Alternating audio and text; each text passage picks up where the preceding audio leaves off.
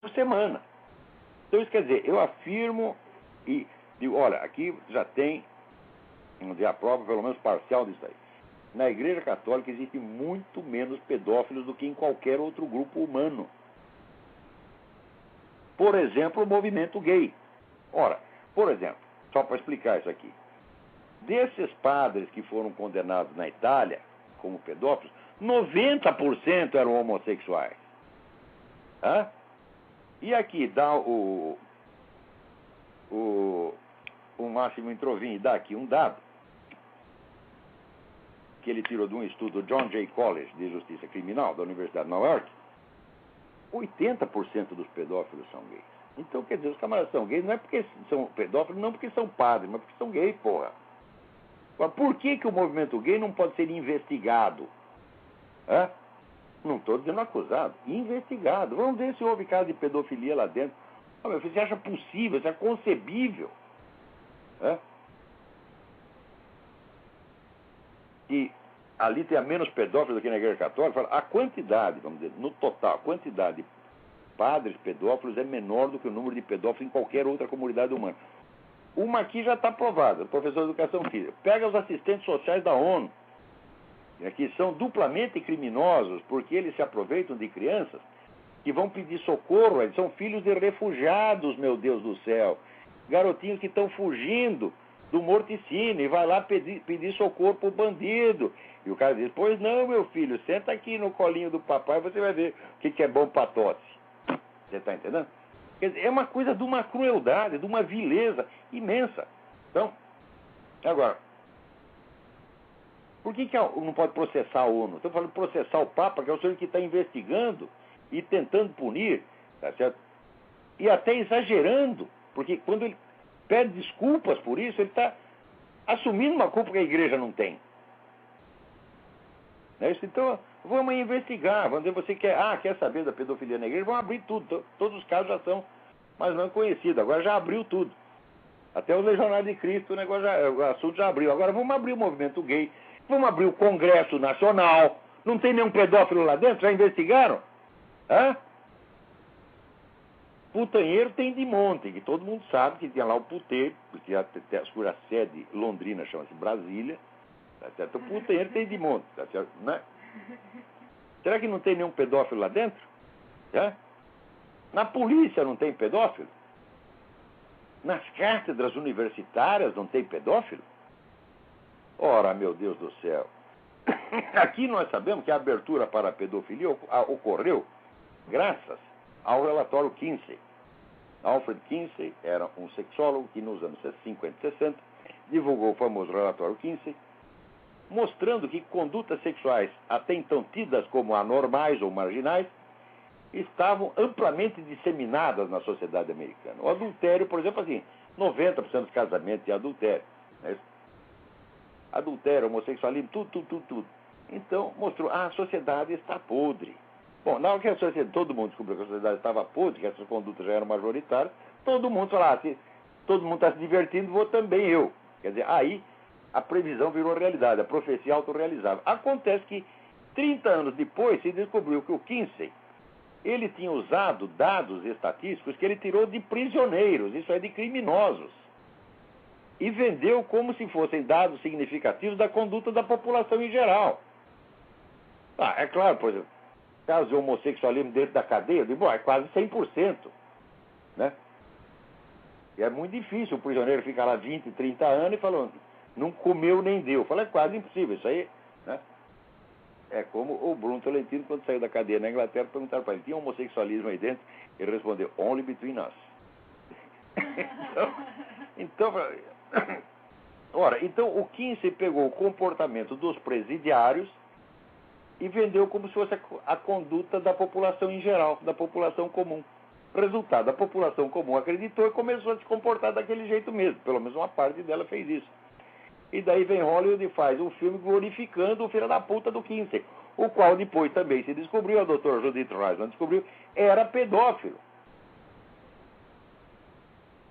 Não só era pedófilo, como ele usava os serviços de um ex-criminoso de guerra nazista, que era pedófilo, e ele incentivava o cara a ir lá comer os meninos. Olha, você vai lá, come os meninos e conta para mim, faz um relatório contando como é que foi. E pagava para o cara fazer isso. Quer dizer, ele praticava e incentivava a pedofilia. E Hollywood glorifica o sujeito. Então, o Máximo Introvinho tem toda razão que dizer que é um caso de pânico moral. Mas acontece que esse caso não pode ser explicado só sociologicamente. Porque a sociologia só lida, quer dizer, com elementos, com forças que estão disseminadas entre a população e que não tem uma autoria. É preciso, junto a isso, ter uma abordagem histórica, a abordagem microhistória, para ver quem fez o quê. Porque esse pânico moral não é um fenômeno sociológico espontâneo. Ele é um fenômeno produzido pela engenharia social. E hoje existem as técnicas para isso. Você pode criar uma situação de pânico moral em poucas semanas através da televisão e dos jornais. Tá certo? A técnica, eu já falei para vocês, chama-se Espiral do Silêncio. Tem um livro sobre isso, agora esqueci o nome da autora. Mas o livro já é de 1970 e teve ampla divulgação entre todos os comunicólogos do mundo. De maneira que a técnica da Espiral do Silêncio todo mundo sabe fazer. Espiral do Silêncio consiste em você graduar as notícias, repetindo as notícias que você quer que se impregnem na memória popular. E ao mesmo tempo você pode dar a notícia contrária, você pode dar o desmentido, mas em quantidade menor. Então ficou estatisticamente provado que somente as notícias repetidas se impregnam como verdadeiras, as outras não. Ora, então se para cada 100 notícias de padre pedófilo sai lá um artiguinho dizendo que a igreja não tem culpa, pronto, o que ficou? Ficou o padre pedófilo. Tá certo? E aquilo que não sai, por exemplo, pedofilia no movimento gay, é proibido investigar, é proibido falar, embora os próprios padres pedófilos sejam gays. Tá certo? Então, como é proibido falar, então significa o seguinte: em cada momento, minha gente, pense um pouquinho, raciocine junto comigo. A cada momento, a sociedade humana tem uma série de fatos que estão acontecendo e esses fatos são quantificáveis. Por exemplo, você pode quantificar o número de crimes, tá certo? Você pode quantificar quais grupos sociais praticam mais crimes, quais praticam menos. Você pode quantificar o aproveitamento das crianças na escola. Você pode quantificar o número de casamento e divórcio, etc. O conjunto desses dados puramente quantitativos mostra o estado efetivo da sociedade. Tá certo? Ora, é evidente que o jornalismo, se quer ser honesto, ele tem que acompanhar mais ou menos o quadro geral desses dados. E não tentar dar um destaque forçado a determinados tipos de fatos para formar no imaginário popular uma imagem completamente distorcida do negócio. Por exemplo, está denunciando pedofilia, como aqui perfeito, a autora do livro, a Roxane me deu aqui, a autora do livro Espiral do Silêncio, Elizabeth Noelle, N-O-E-L-L-E, tracinho, Newman, N-E-W-M-A-N, Elizabeth Noelle Newman, A Espiral do Silêncio, um livro importantíssimo. Então, voltando, quer dizer, existe um quadro geral quantitativo da sociedade. E a importância relativa dos fatos jornalísticos só pode ser avaliada em função desse quadro geral.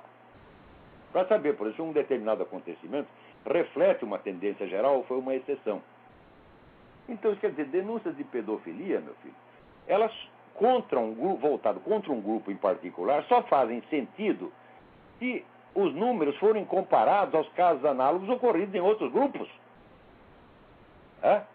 Mas a imprensa não pode fazer isso, porque se ela for fazer, você vai ver que a incidência de pedofilia entre padres é mínima comparada a qualquer outro grupo humano, inclusive jornalista. Vai dizer que não tem jornalista pedófilo? Ora, meu Deus do céu! Quer dizer, não tem ninguém. Na Rede Globo só tem santo. Na Folha só tem santo. Que brincadeira é essa? Então, compara os números e você vai ver a realidade, a forma, né, do estado da sociedade é mas a imagem que está sendo transmitida pelo conjunto da mídia. Note bem, eu dizer o conjunto é importante, porque mostra que há uma uniformidade. E se há uma uniformidade, meu filho, não é espontânea. É porque a classe jornalística está cheia de militantes. E os militantes, eles têm uma agenda, eles não estão lá para contar as notícias. Eles estão lá para induzir as pessoas a acreditar no que eles querem que acreditem, para induzir as pessoas a se comportar politicamente desta ou daquela maneira.